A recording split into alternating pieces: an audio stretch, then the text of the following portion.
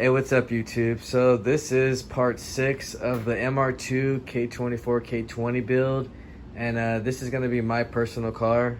So right now we're going to be starting with the crank, which is basically it's pretty simple. I mean, as long as you have everything spec'd out, and you torque it right, and all your surfaces are clean, it should be able to be a pretty easy install. So when we're doing that in a rebuild, what I went on and did is I got the crank micro polished, just to make sure that there's no, you always want to make sure your surfaces is as clean as possible when rebuilding an engine or building an engine. Either way, just make things as clean as possible.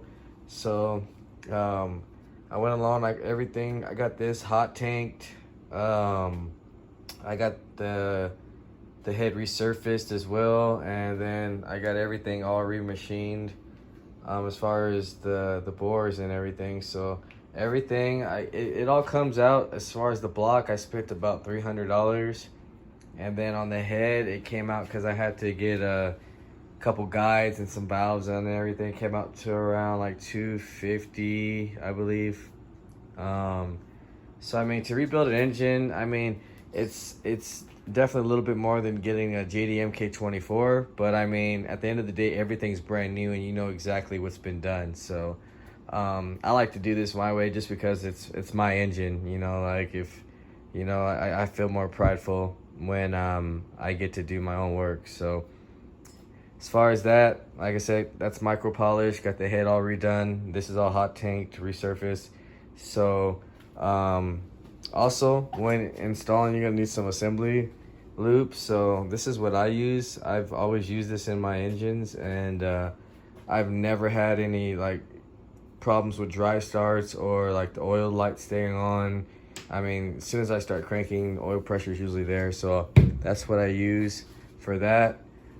This is the Honda bond I'll be using to secure the girdle to the block, since this is not a crank or anything. So I'm gonna clean this up a little bit more with a razor, and that way it's a perfectly clean surface. And sometimes, I mean, that you can go to the machine shop, they don't get everything, so just sometimes you might have to go over it a little bit. So I'm gonna go ahead and do that, knock that out, and then we'll start with throwing in the thrust washers, which are these right here. And the thing about these is that they go on a certain way. So they go right here, and you want the flat piece going towards like that.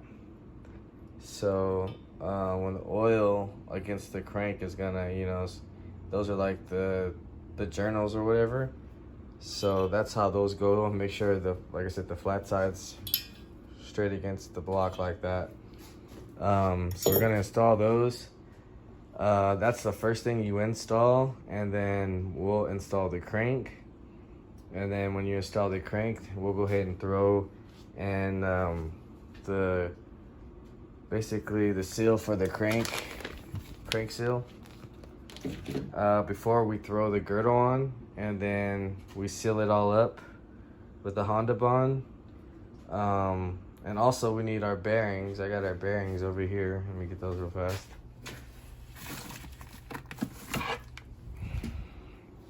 So I got our bearings. These are my rods. These are the crank ones. So we're gonna install those first. And yeah, that way we can get the assembly rotating and everything. And then after those are installed, then I'll install my main bolts, torque those down, and then we'll be able to see the rotating assembly all happen. So I'm gonna go step by step, just to keep you guys kind of in the loop of everything. I'm not trying to do a full on like show you guys how to build. It's basically just the basics, and then once I get more better and get better video quality and everything, that's when I'll break it down and show you exact specs and torques, and just take a little bit more time to show you guys how to build your engines. But it's gonna, just like I said, I'm just slowly and surely getting more information out for you guys to to show you how to build your own engine at home one day. So I'm gonna go ahead and start cleaning this block up and everything, and we'll go ahead and start getting this motor built. All right, so now I got my main bearings for my crank installed. The ones that go on the block, as you can see, they're kind of to the right side. That'll be the way to distinguish between the bearings, since the ones on the girdle are different. They're straight centered. And all you want to do is just, you know, slightly, gently push them down in there, you know, just make sure they're snug in there. When you're installing, they're really simple. There's nothing challenging about them. If they feel like they're not going in right, they might not be the right ones. So just make sure, check your serial number and part number or whatever, make sure of that. So I got the surfaces, they're both clean now and up to spec for me to drop in the crank. So this is where basically we're gonna take our assembly loop and we're gonna use this to basically make sure there's no, you know, when we're turning the crank, it's not going to start instantly, so the turns that it does have is going to be dry. So this is going to help with that. So we're going to go all into the bearings on both of them and all over the crank. So that'll help with that. So I'll do that, and then we'll be installing our thrust washers. And like I said, the flat side goes to the crank like that. And you want to put some assembly lube on here as well. So at that as well, we'll be installing the seal before we put the girdle on.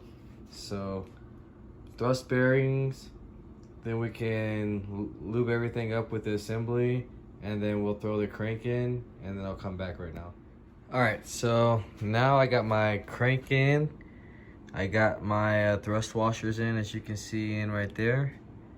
And I got my Lucas lubrication all on the crank, and I got my crank seal on. And the reason why I say I put the crank seal on right here, it just makes the install a lot easier, so you don't bind or kink the crank seal, which I've done before, and you'll have a nice oil leak and have to take apart your clutch flywheel and do that all over again. So just a fair warning, just making it easier on you guys. Got everything all lubed up on here. So now I'm just waiting. My bolts are soaking right now, so I'm gonna clean those up, and then I'm gonna go ahead and start doing my ultra flange Honda bond on here. So we'll go ahead and do it around all the edges to make a perfect seal. So when we slap that on and torque it down, it all comes out perfect. And at this time also, do not spin the crank or touch the crank at all. If you do try to spin it, it can mess with your thrust washers, and you know, things can go bad. So as far as when you toss the crank in, don't touch it. Don't attempt to spin it or anything at all until it's completely torqued down and it's ready to spin. So right now I'm gonna go ahead and throw the girdle on, get the bolts ready, torque those down, and then hopefully we should have a spinning assembly. All right, so now we have our girdle on, and put all my Honda seal and everything. Everything's lubricated as far as the bolts. You want to run at least I ran some engine oil on the bolts, so when we torque them down, everything torques down really good. Just wanted to show you guys. So right now the manual says 22 pounds of torque, and then I believe, or no, 22 newton meters. So it's like, after everything tightens down, what we're gonna do is make sure also is we tighten these down to about 56 is what I usually, you can do the 22 newton meters and 56 degrees or whatever what they ask, but make sure when you do it and you tighten, you know, in the X pattern, so everything is sealed on there perfect. So I'm gonna go ahead and torque that down to that, and then we should be able to rotate our crank. All right, so we're back and everything's torqued down as far as the main bearings, And if everything is right and no problems as far as the crank, you should be able to spin it now with no problems. Super smooth. You should do it with your hand. So if you feel any type of binding or anything weird, take it all back apart, because you will take it completely apart after you've done all the work. So just make sure everything's good. So as far as that, that's gonna complete this part of the video. I got a basically rotating crank. I have to go pick up my scat rods, since, like I said, I thought I was gonna get a JDM engine today, and just have a temporary motor, and I was gonna go like fully build on this one, but instead I think I'm just gonna finish everything up and just get the motor running, and if necessary, I'll just throw a head package on it afterwards. So it's nothing going over the work and do it again, as long as the block is perfect and I can slap a head in a couple hours. So anyways, I started off with the torque spec of 20, and then I went to about 35, and then on the last I did a 56. So as far as torque spec, I ended up at 56 pounds of torque.